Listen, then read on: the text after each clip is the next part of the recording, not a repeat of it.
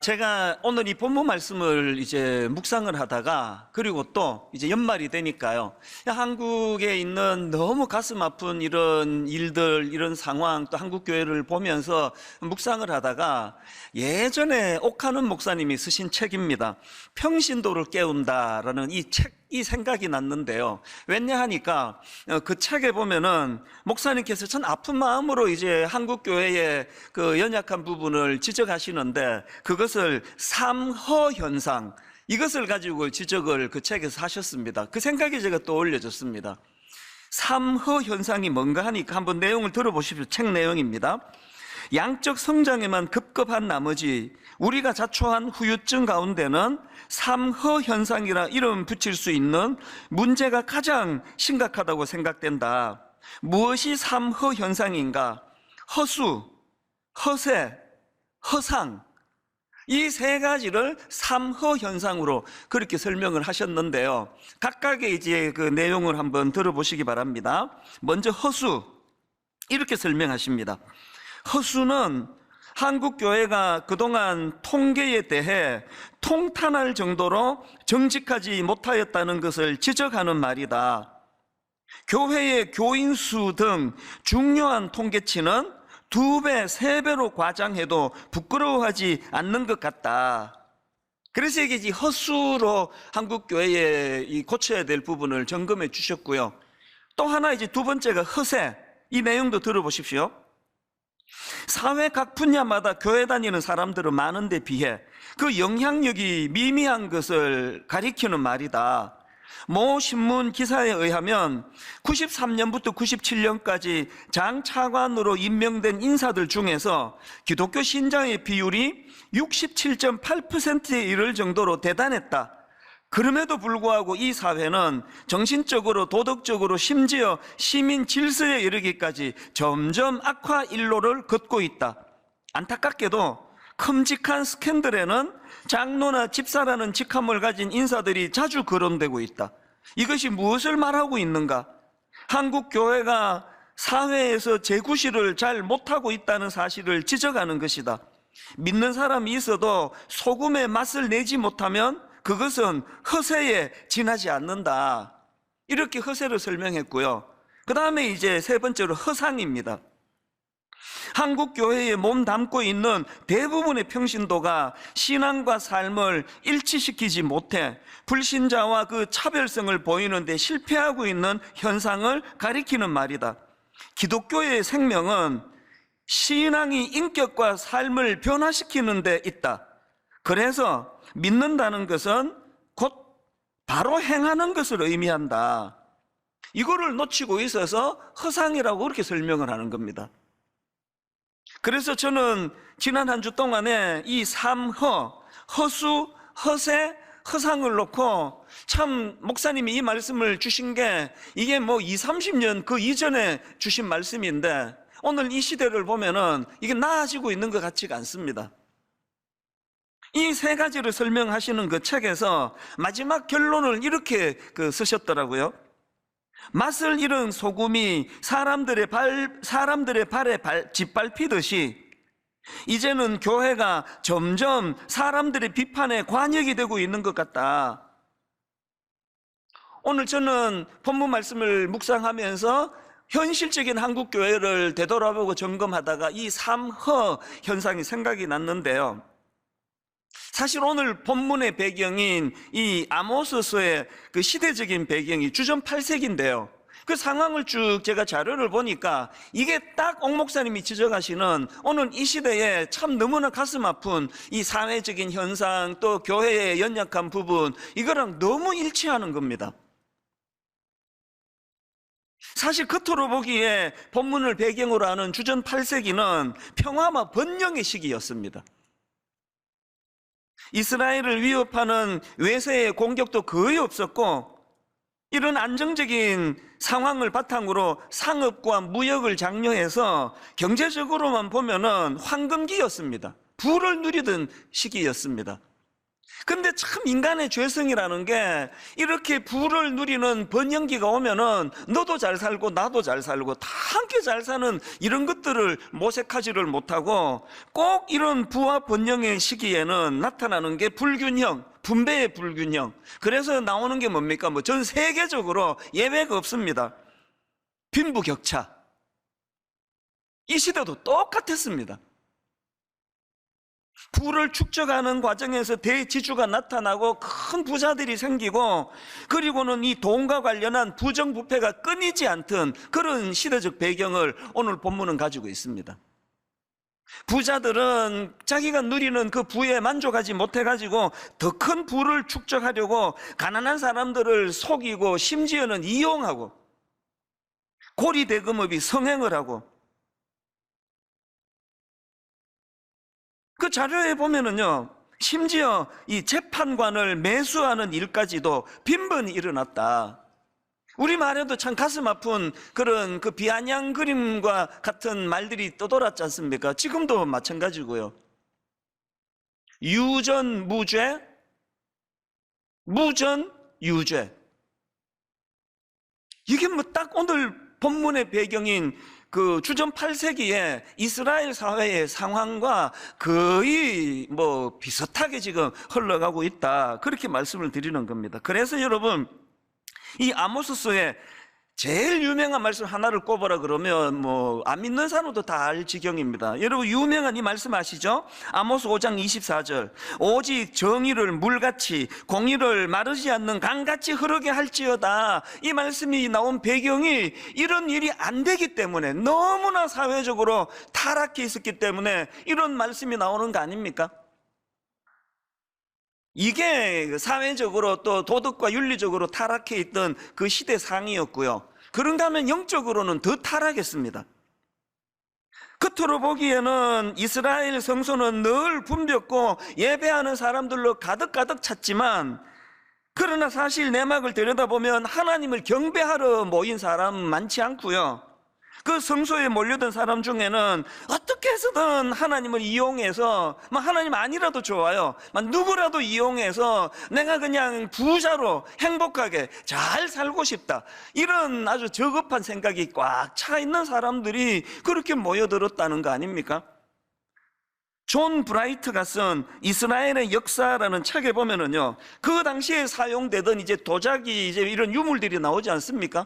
그 당시에 사용되던 도자기 파편을 보면은요, 여호와의 이름이라는 그 도자기에 새겨진 그 여호와의 이름하고요, 또 바알이라는 이름의 그 횟수가 거의 비슷하다는 겁니다. 그러니까 형식적으로는 하나님을 예배하는 것으로 하지만, 하나님을 섬긴다 하지만 사실은 그 욕망을 자극하는 바알을 섬기던 그런 시대라는 겁니다. 요새 우리 말 가운데 뭐라고 쓰고 뭐라고 읽는다, 이런 게 막 유행하는 걸 제가 봤는데요, 딱 이렇게 읽을 수 있습니다. 그 당시 이스라엘 백성들은 여호와라고 쓰고 바알이라고 읽는다, 여호와를 믿는다라고 쓰고 바알을 의지한다. 왜? 바알은 물질을 주는 그런 신이라고, 우리를 풍요롭게 하는 신이라고 그렇게 믿는 사람들이 많았으니까요. 그래서 오늘 본문을 중심으로 보면은 하나님께서는 이런 타락한 이스라엘 백성들을 향하여 아모스 선지자를 통해서 그들에 대한 심판의 경고의 말씀을 주시는데요, 그게 5가지 환상, 메뚜기 환상, 불 환상, 다림줄 환상, 여름 광주리 환상, 성전 붕괴 환상, 이 5가지 환상을 통하여 하나님께서 회개하지 않으면 이 타락한 백성들을 심판할 것이다, 그 무서운 경고를 주시는데요, 오늘 우리가 살펴볼 그 3번째 환상인데요, 오늘 우리가 살펴볼 환상은 다림줄 환상입니다. 그 내용이 본문 아모스 7장 7절과 8절에 나옵니다. 먼저 7절을 보십시오. 또 내게 보이신 것이 이러하니라, 다림줄을 가지고 쌓은 담 곁에 주께서 손에 다림줄을 잡고 서셨더니. 그 다음 8절도 보십시오. 여호와께서 이르시되 아모스야 내가 무엇을 보느냐? 내가 대답하되 다림줄이니이다. 주께서 이르시되 내가 다림줄을 내 백성 이스라엘 가운데 두고 다시는 용서하지 않으리니. 여러분, 이 말씀에서 우리는 무서운 두 가지 사실을 아셔야 됩니다. 한 가지 사실이 뭡니까? 오늘도 하나님은 하나님의 기준을 갖고 계시다는 거예요. 7절이 그 내용 아닙니까? 주께서 손에 다림줄을 잡고 서셨더니. 그런가 하면 이 본문에서 우리가 기억해야 될 두 번째 중요한 사실이 뭐냐? 하나님께서는 그 하나님의 다림줄을 기준으로 해서 우리를 심판하신다는 겁니다. 8절의 이 후반부 잊으시면 안 됩니다. 내가 다림줄을 내 백성 이스라엘 가운데 두고 다시는 용서하지 않으리니. 하나님의 다림줄을 가지고 재보니까, 여러분 다림줄 다 아시죠? 제가 어릴 때 이걸 봤는데요, 밑에 이제 무거운 쇠 줄을 달아놓고 줄을 가지고 이제 건축하시는 분들이요, 이제 이게 똑바로 잘 돼 있는가를 측정할 때 이 다림줄을 쓰더. 이제 기억에, 어렴풋한 기억에 담을 쌓으시는 그 분들이 이제 벽돌을 쌓고는 중간중간 다림줄로 이게 지금 삐뚤빼뚤하지 않은지 이거를 점검하는 게, 이게 다림줄이에요. 하나님께서는 우리를 판단하시고 평가하시는 기준이 있으세요. 그리고 그 기준으로 이스라엘 백성들을 재보니까 이게 집으로 말하면 이게 완전히 붕괴 직전이다. 이거 내가 용서하지 않겠다. 저는 이런 두려운 마음을 가져요. 너무나 지금 한국 사회와 한국 교회가 이 주전 8세기와 비슷한 양상을 보이고 있는데, 오늘 하나님의 다림줄로 분당 우리 교회를 재본다 하셨을 때 하나님의 마음에 이거 용서할 수 없는 일이다, 이게 집으로 치면 이게 붕괴되기 직전이다, 그런 탄식의 말씀이 들려지지는 않을까. 오늘 이 시대를 보면서 그게 두려운 거예요. 이사야 28장 17절에도 보니까 나는 정의를 청량줄로 삼고 공의를 저울줄로 삼으니. 이 하나님의 다림줄을 묵상하다가 보니까요, 이 하나님의 다림줄과 관련해서 보니까 이 세상 사람들은 딱 세 부류로 나누어지는 겁니다. 첫 번째 부류는 어떤 사람일까요? 다림줄이라는 기준이 없는 인생이 있습니다. 교회 다닌다고 다 다림줄이 있는 거 아닙니다. 교회는 다니는데 삶의 기준이 없어요. 그래서 이거 뭐 딱 시편 1편에 나오는 그 바람에 나는 겨와 같은 인생. 그런가 하면 두 번째 부류의 사람은요, 자기 나름대로의 다림줄이 있기는 있는데 그 다림줄이 자기가 만든 다림줄이에요. 요한계시록 3장에 나오는 라오디게아 교회를 향한 주님의 경고를 보면 바로 그 말씀입니다. 자, 계시록 3장 17절. 너가 말하기를 나는 부자라 부유하여 부족한 것이 없다 하나. 지금 이 라오디게아 교회 사람들이 다림줄이 있는데요, 자기가 만든 다림줄이에요. 자기 기준으로 보니까 아니 교회가 헌금도 많이 나오고, 아니 코로나에 막 사람도 이렇게 많이 나오고, 아니 내 지금 막 이 유튜브 설교를 얼마나 많이 듣는지 아느냐고, 우리 교회는 부자라고, 우리 교회는 문제가 없다고, 그렇게 자기 기준으로 평가를 하는데, 하나님이 뭐라 말씀하십니까? 주님께서 3장 17절 다시 보십시오. 너가 말하기를 나는 부자라 부유하여 부족한 것이 없다 하나 너의 곤고한 것과 가련한 것과 가난한 것과 눈먼 것과 벌거벗은 것을 알지 못하는도다. 그래서 주님이 이 교회에 눈물로 권고하는 게 뭡니까? 안약을 사서 좀 발라라. 무슨 뜻입니까? 하나님의 다림줄이 있다는 걸 좀 알아야 된다, 그 말씀 아닙니까? 마태복음 7장 22절도 똑같습니다. 그날에 많은 사람이 나더러 이르되 주여 주여 우리가 주의 이름으로 선지자 노릇하며 주의 이름으로 귀신을 쫓아내며 주의 이름으로 많은 권능을 행하지 아니하였나이까. 자기 기준, 자기 다림줄로 보니까 막 대단한 신앙인이에요.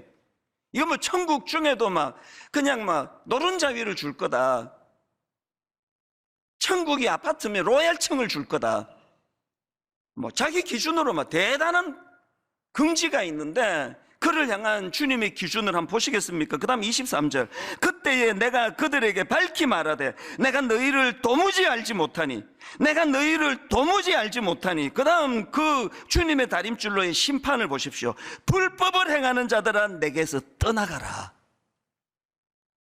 매 예배 때마다 여러분 내 다림줄이 어떤 다림줄인지를 점검하셔야 됩니다. 그게 이제 세 번째 부류의 사람들의 좋은 점인데요. 세 번째 부류에 어떤 사람이 있느냐? 오늘 본문의 아모스 선지자처럼요, 하나님의 다림줄을 보며 사는 사람이 있습니다. 본문 7절 아까 읽어드렸잖아요. 또 내게 보이신 것이 이러하니라. 다림줄을 가지고 쌓은 담 곁에 주께서 손에 다림줄을 잡고 서셨더니. 사랑하는 성도 여러분, 짧게 자기를 한번 돌아보세요. 여러분, 첫째에 해당됩니까? 둘째에 해당됩니까? 셋째에 해당됩니까? 모두가 다 셋째라고 말씀하시죠. 오늘 성령님이 영안을 열어주셔서 내가 셋째인 줄 알았는데, 나는 아모스 쪽인 줄 알았는데, 나는 하나님의 다림줄을 기준으로 산 줄 알았는데, 이게 내가 만든. 그래서 제가 어느 글에 보니까요, 그 비행기를 조종하는 조종사들이 계속해서 반복 교육을 받는데, 그게 뭐냐 하니까요, 자기 느낌으로 비행하지 말고 계기판의 지시대로 하는 비행 훈련을 한대요. 초보 비행사들은 절대로 자기 느낌으로 안 해요. 철저하게 계기판을 의지합니다. 이제 한 10년, 20년 관록 생기고, 여러분 이거 목회도 마찬가지고 신앙생활도 똑같습니다. 오래 예수 믿은 분, 저 같은 목회자들 언제 보면은 자기 다림줄을 의지하고 있네요. 그래서 항상 성령의 은혜를 의지하고 늘 기도하면서, 하나님, 아모스가 보았던 주께서 손에 다림줄을 잡고 서셨더니. 저는 이 아모스를 읽으면서 참그 하나님의 마음이 많이 와닿았습니다. 보통 그 아모스서의 가장 대표적인 말씀이 뭐냐 그러면, 보통은 이렇게 말씀하세요. 그거 아까 목사님 읽으셨던 아모스 5장 24절입니다. 오직 정의를 물같이 공의를 마르지 않는 강같이 흐르게 할지어다. 이게 아모스서의 대표 구절입니다. 그렇게 생각하시는데요, 저는 그렇게 생각하지 않습니다. 아모스서의 대표 구절은요, 아모스 5장 4절입니다. 아모스 5장 4절, 여호와께서 이스라엘 족속에게 이와 같이 말씀하시기를, 너희는 나를 찾아라 그리하면 살리라. 너희는 나를 찾아라 그리하면 살리라. 이 아모스 5장 4절이 아모스 전체에서 가장 중요한 핵심 구절이에요. 5가지 환상을 주신 것도요, 하나님이 니들 이래가지고 내가 심판할 거야 협박하시려고 주시는 게 아니고요, 돌이키기를 원하는 겁니다. 지금이라도 너희는 나를 찾아라 그리하면 살리라. 설교도 마찬가지 아닙니까? 이 시간에 만약 한국교회 문제 100가지, 한국 성도 문제 200가지, 이거만 1시간 설교하고 끝나면은 그거 설교가 아니에요. 설교는요, 항상 우리의 연약한 것들을 점검하는 것으로 시작해서 이 하나님의 인내하시는 사랑으로 다시 한번 돌이키기를 결단하며 끝나는 게, 그게 설교예요. 이 설교는 항상 아프게 시작해서 희망으로 끝나는 겁니다. 아직 기회가 있네? 아직도 너희는 나를 찾아라 그리하면 살리라. 이런 의미에서 여러분, 오늘 저는요, 진짜 긴급한 적용 2가지를 말씀을 중심으로 나누려고 합니다. 제가 보통은요, 적용 2가지, 적용 3가지 이렇게 하는데, 오늘은요, 긴급한 적용이라고 제가 이름을 붙였습니다. 긴급한 적용 2가지 중에 첫 번째가 뭐냐, 여러분, 하나님 기준에 역행하는 모든 잘못된 관행을 다 철폐하기를 원합니다. 교회도 그렇고 개인도 그렇고 가정도 그렇고. 여러분, 제가 이 관행, 이거를 국어사전을 찾아보니까 오래전부터 해오는 대로 함, 이 관행이래요. 오래전부터 해오는 대로 함. 이게 예수님 오셨던 그 시대에 그 종교 지도자들의 그 가슴 아픈 어리석음이 그거 아닙니까? 그게 장로의 유전이라는 말로, 그게 장로의 전통이라는 말로, 이미 그게 자기들이 만든 그 다림줄인데, 하나님의 다림줄이신 예수 그리스도를 그것 때문에 십자가에 못 박아버린 거 아닙니까? 늘 겸손하게, 하나님, 이 잘못된 관행, 우리 가정에 있어서도, 우리 교회에 있어서도. 김윤희 교수님이 쓴 글에 보니까요, 오늘 그 아모스와 관련한 설명 가운데 이런 글이 있더라고요. 오늘날 기독교가 당면한 문제는 무엇입니까? 말씀으로 돌아가는 것, 하나님과의 관계를 재정비할 필요성, 예배의 문제와 잘못된 우선순위를 바로잡는 것, 사회 약자를 무시하는 것, 거룩하지 않은 삶 등 아직도 많은 이슈들이 있습니다. 놀라운 것은 주전 8세기의 선지자인 아모스가 당시 북이스라엘을 향해 부르짖었던 비판의 내용이 오늘날 우리 사회에 비추어 보아도 크게 다르지 않다는 것입니다. 이 교수님이 주장하는 게 뭔지 아시겠죠? 계속 우리가 갖고 있는 잘못된 관행들을 주님의 다림줄을 기준으로 가지고 하나씩 철폐해 나가야 돼요.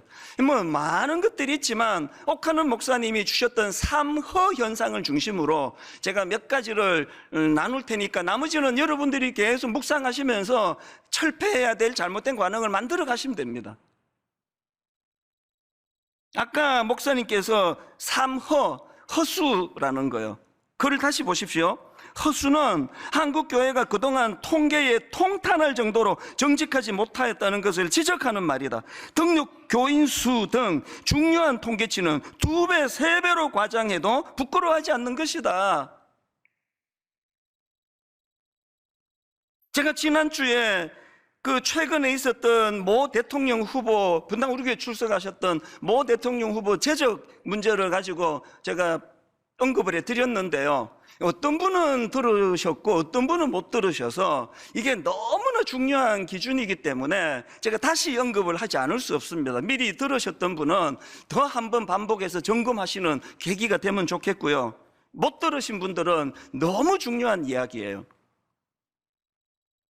막 언론에서 연락이 오고 기자분들이 연락이 오고 막 문의가 많았다 그랬지 않습니까? 그래서 이거 제적한 게 맞느냐? 제적이 뭐냐? 이게 무슨 기준으로 했느냐? 그래서 제가 우리 홈페이지에다가 입장문 글을 쓴 거예요. 이 제적이라는 표현이 너무 어감이 강해가지고 많이들 오해를 하시는데요. 제가 쓴 글이 이랬습니다. 제적이란 성도님 중에 해외에 가시거나 다른 교회를 다니시거나 다양한 경우로 장기간 연락이 두절된 성도, 그러니까 분당 우리 교회 교인으로서 정기적인 신앙 활동 확인이 어려운 분들을 우리는 제적 성도라고 그렇게 구분을 지어 놓습니다. 오랜 기간 연락이 안 되면 제적 성도로 구분을 짓는데요. 그 과정에서 목사님 전화를 못 받아서 그랬습니다. 나 교회 잘 나가고 있습니다. 그렇게 수정하면은 바로 수정이 되는 거거든요. 이건 징계나 이런 게 아니에요. 아니 이웃 교회를 나가기로 결정했는데 분당 우리 교회 안 나오시는데 그거를 왜 제적을 쌓아둘 이유가 있습니까? 그리고 다시 복귀하시면 바로 수정해 드립니다. 한번 나간 사람은 못 와요. 그 교회가 아닙니다. 언제든지 다 맞을 수 있는 거거든요. 그러면 우리 교회 이런 오해를 받아가면서 왜 정기적으로 그렇게 교구마다 성도들 제적을 그렇게 정리를 하느냐? 대답 간단해요. 옥 목사님께 배운 게 있어서 그래요. 헛수는 안 된다는 거 아닙니까? 아니 출석이 2만 명인데 저적이 15만 명이면 되는 거냐고요. 그래서 실질적으로 이민을 가셨거나 우리 교회를 안 나오시는 분들은 그렇게 정리하는 겁니다.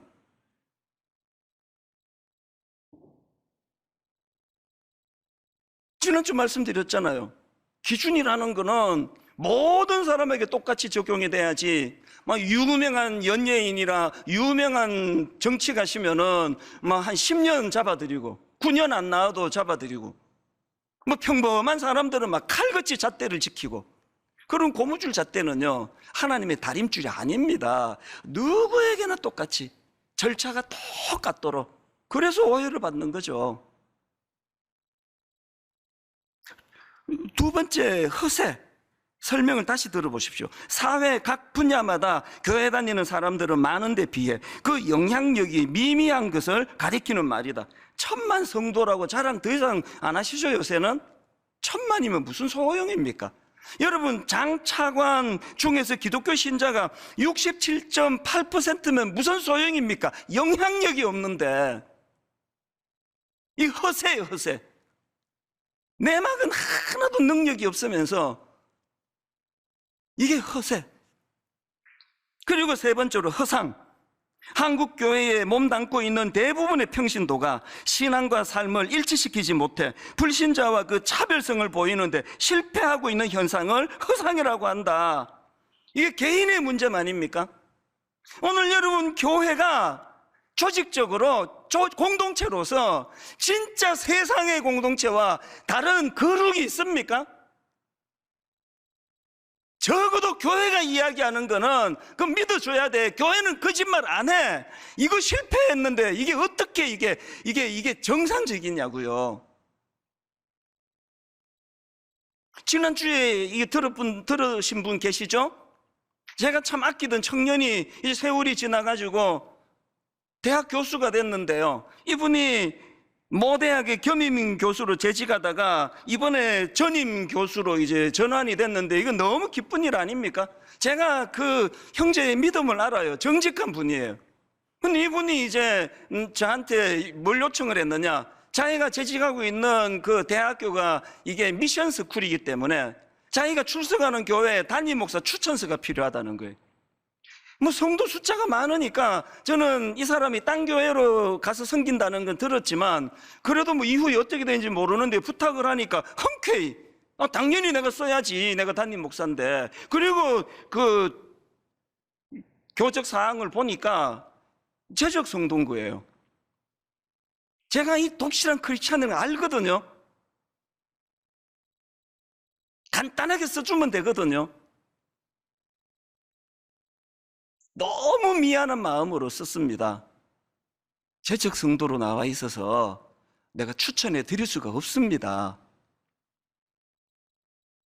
그랬더니 이분이 바로 연락이 왔어요.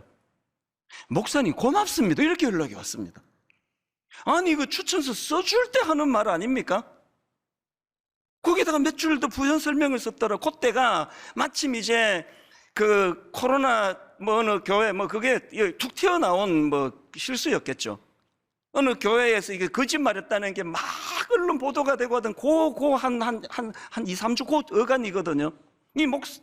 그 성도가 저한테 안 써줘서 목사님 고맙습니다. 이렇게 연락이 온 거예요. 아까 말씀드렸잖아요. 이분은 독실한 크리스찬이거든요. 제가 인정에 못 이겨가지고 그거 써줬으면요. 잠깐 기분 좋고 그분이 이런 생각을 했을 것 같아. 저게 목사야, 저게? 이게 기준입니다, 기준. 여러분, 이 세 가지요. 허수, 허세, 허상. 이거를 줄여나가기 위하여 너무나 익숙한 교회의 관행, 너무나 익숙한 믿는 사람들 집안의 관행을 하나씩 하나씩 깨트려 나가야 돼요. 철폐해 나가야 됩니다. 이런 점에서 저는요, 허수, 허세, 허상 이것과 관련해서 한국교회에 오늘 이 설교를 들으시는 우리 젊은 목사님들이 제 설교를 많이 듣는다 그러니까요, 저는 한국교회에 중요한 제안을 하나 하려고 합니다. 지금이 이제 또 대통령 선거철이니까요, 또 이런 제안을 할 수가 있는데요. 옛날에 보면은 정치가들이 이제 후보들이 뭐 국회의원 선거할 때도 그렇습니다. 와서 이제 예배 드리면 막 그게 그렇게 좋은가 봐요. 어느 후보가 오셨다고 일어서라 그러시고 또 막 박수치고. 제가 정말 내가 보기 싫고 또 보기 싫은 게요, 오전에 교회 가가지고 꼭 그 뉴스에 보면은 성경책을 예배 드릴 때도 이렇게 하고 드려요.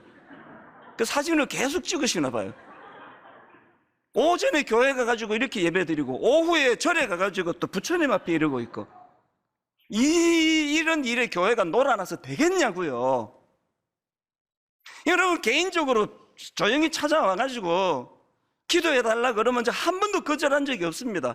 나는 이분 안 찍을 건데도요, 목사는 호불호로 기도하는 게 아니잖아요. 여당도 야당도 다 기도해 줍니다. 그리고는 일절 교회에서 소개해 본 적이 없어요. 이 소문이 나가지고 거의 안 와요, 요새는. 저 교회 가봐야 뭐 시간만 아깝지 인사도 안 시키는데. 모든 교회에 제가 눈물로 제안합니다. 여러분, 예배는요, 그런 정치적인 행위가 일어나는 데가 아닙니다. 예배는 살아계신 하나님 한 분만 드러나는 그 고귀한 시간이에요.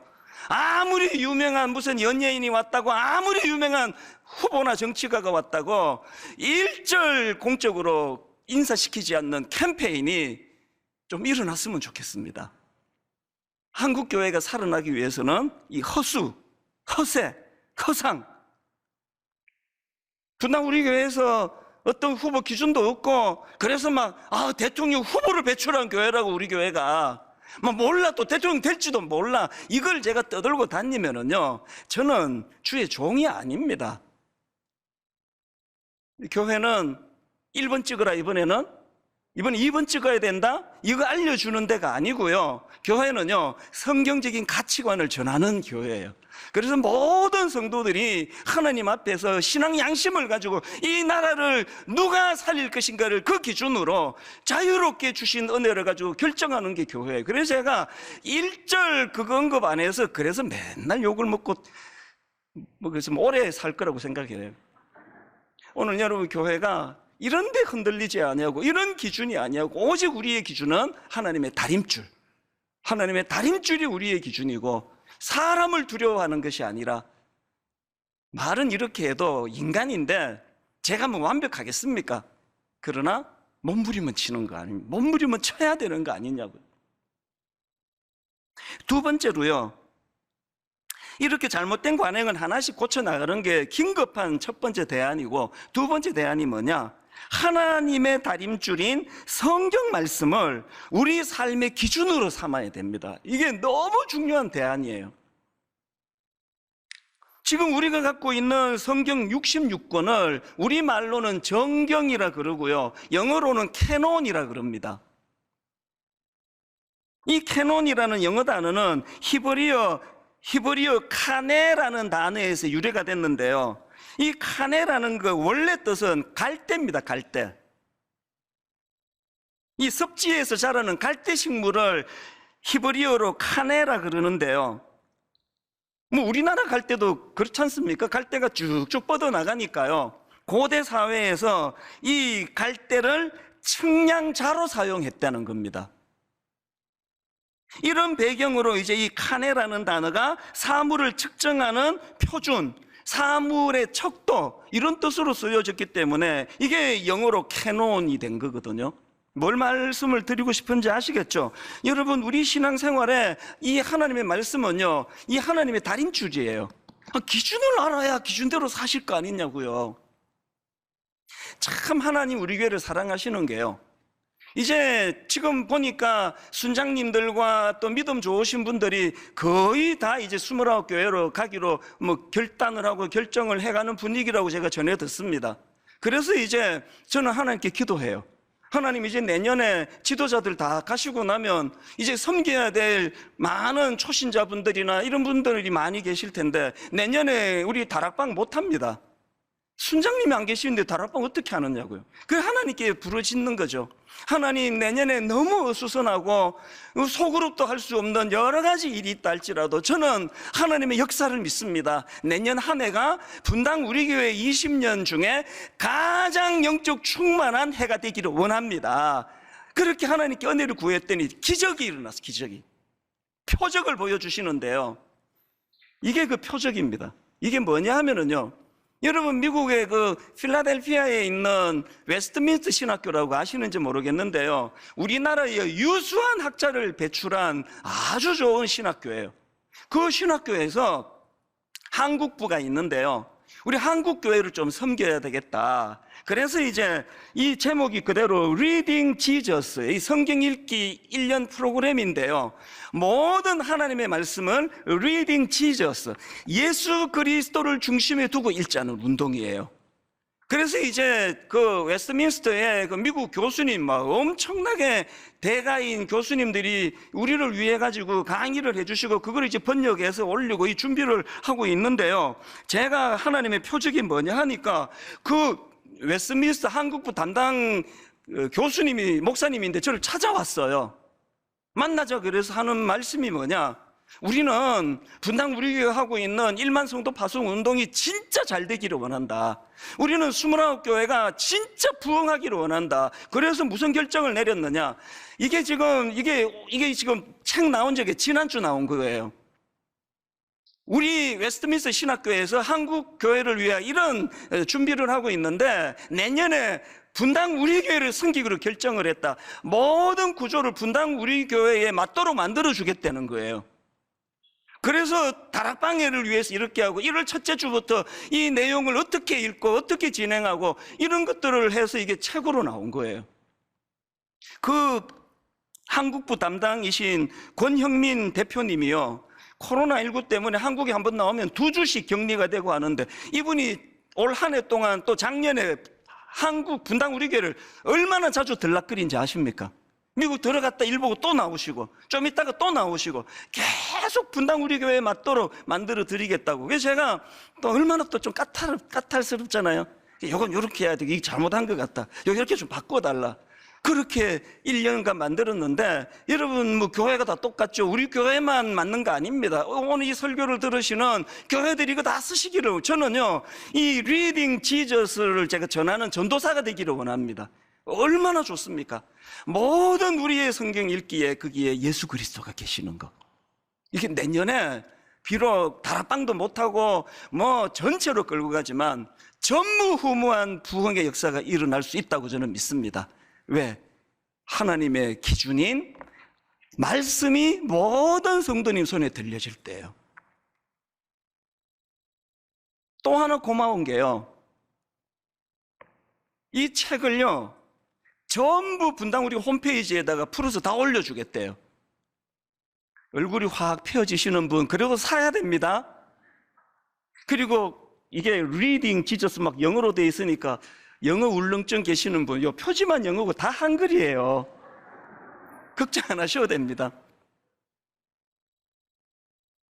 헌금한다 생각하시고 정말 이 책을 구입해서 이게 1년에 한 4권인가 제가 알기로 그렇게 계속 이제 성경을 읽고 연구하고 묵상하고 그렇게 갈 거고요.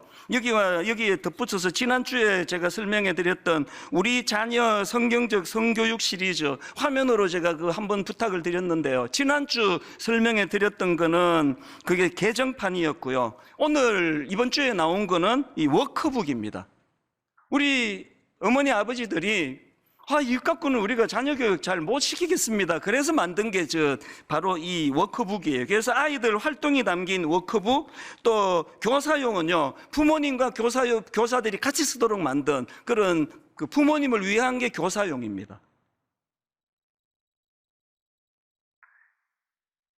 지난주부터 제가 완전 무슨 책 장사가 된 것 같은데요, 저는 정말 우리 자녀 저 책도 좀 많이 팔렸으면 좋겠습니다. 왜냐하니까 지난주 말씀드렸잖아요, 라는 출판사에서 이 개정판 만드는 과정에서 1억 몇천만 원을 손해를 봤습니다. 그러면서도 하나님의 나라가 세워지는 게 중요하지, 그게 중요하지 않습니다. 그런 빚진 마음을 가지고 정말 여러분 한 권씩 다 구입해 주시면 좋겠습니다.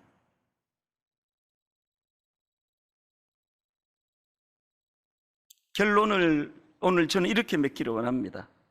제가 설교 제목을요, 기준이 없는 교회는 교회가 아니다, 이렇게 잡았는데, 여기에서 말하는 기준은 말씀이에요. 말씀이 없는 교회는 교회가 아닙니다. 모든 성도님들이 하나님의 이 말씀이 마음에 담겨지기를 원합니다.